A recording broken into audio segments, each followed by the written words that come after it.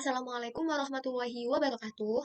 Kami dari kelompok 35 dari program Magang Studi Independen Bersertifikat di Gerakan Nasional Indonesia Kompeten. Beranggotakan Bagas Tegar Laksana dari Universitas Muhammadiyah Jember yang diketuai oleh beliau. Dan yang kedua, Hikmah Sabrina dari Universitas Airlangga. Dan yang ketiga, Muhammad Rizal Azharul dari Universitas Nusantara PGRI, dan yang keempat, Dara Rizka Alivia dari Universitas Yudharta Pasuruan, dan yang kelima, Wahyu Pratama dari Universitas Muhammadiyah Sidoarjo. Di sini kami akan membahas tentang permasalahan yang dialami oleh Pak Parto. Pak Parto adalah pengusaha UMKM di bidang kuliner di Kota Bandung. Ia memulai usaha kulinernya dari gerobak nasi goreng 7 tahun yang lalu bermodalkan hanya dengan uang sebesar Rp500.000 yang dipinjam dari tetangganya. Pada awalnya, Pak Parto berjualan hanya dibantu oleh istrinya. Namun, dalam waktu 6 bulan, ia sudah mempekerjakan 2 orang karyawan dengan tenda yang lebih luas dan menambah menu-menu makanannya seperti pecel lele geprek, nasi kebuli campur oyong, dan ayam bakar khas Parto.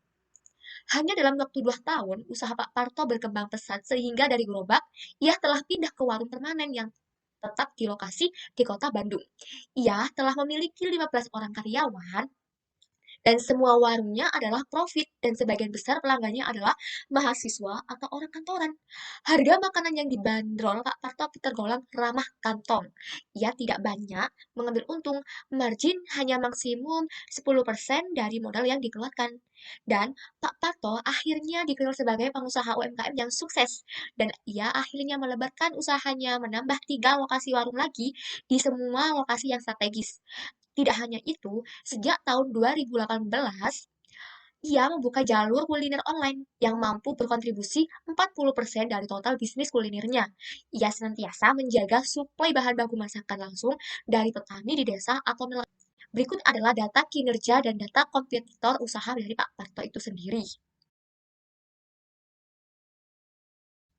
Berdasarkan tabel tersebut, dapat ditemukan ya bahwa profit dari keseluruhan cabang dari tahun 2018 sampai 2019 mengalami kenaikan. Namun, usaha Pak Parto mengalami masalah, yaitu profit usaha keseluruhan cabang dari tahun 2019 sampai 2020 yang mengalami penurunan yang sangat drastis. Bahkan diperkirakan pada tahun 2021 semakin menurun. Nah, mengapa sih bisa seperti itu? Apa penyebabnya? Berdasarkan data yang tersedia, penyebab penurunan profit Pak Parto adalah kompetitor yang makin berkembang pesat. Mari kita lihat tabel kompetitor Pak Parto. Nah, tabel ini menunjukkan bahwa 5 dari 8 kompetitor usaha Pak Parto mengalami kenaikan dari tahun 2019 sampai 2021. Hal ini tentunya akan berpengaruh terhadap bisnis Pak Parto. Selain itu, kemungkinan penyebab turunnya profit Pak Parto adalah dampak pandemi. Untuk solusi bagi Pak Parto ya, dalam mengatasi permasalahan tersebut adalah yang pertama, melakukan riset dan evaluasi. Nah, apa sih itu ya riset?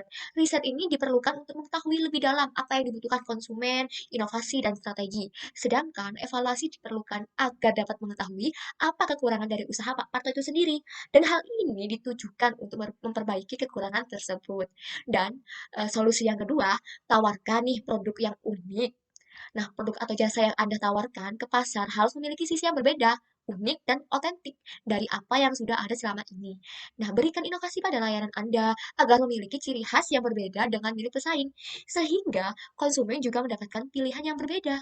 Nah, untuk solusi yang ketiga nih, berkolaborasi dengan mitra usaha, mengajak pihak-pihak yang terkait dengan bisnis Anda untuk bekerja sama juga menjadi salah satu strategi agar bisnis Anda unik dengan penawaran yang berbeda dari pesaing. Contohnya nih, bekerja sama dengan Gojek atau Grab. Nah, keputusan yang dapat diambil oleh Pak Parto adalah segera riset dan evaluasi usaha miliknya, serta melakukan 2 saran solusi seperti sebelumnya dalam meningkatkan profit perusahaannya. Nah, sekian, terima kasih penjelasan dari saya selaku perwakilan dari kelompok 35. Apabila ada salah kata, mohon dimaafkan. Wawahul muwaffiq ila aqwamit thoriq. Wassalamualaikum warahmatullahi wabarakatuh.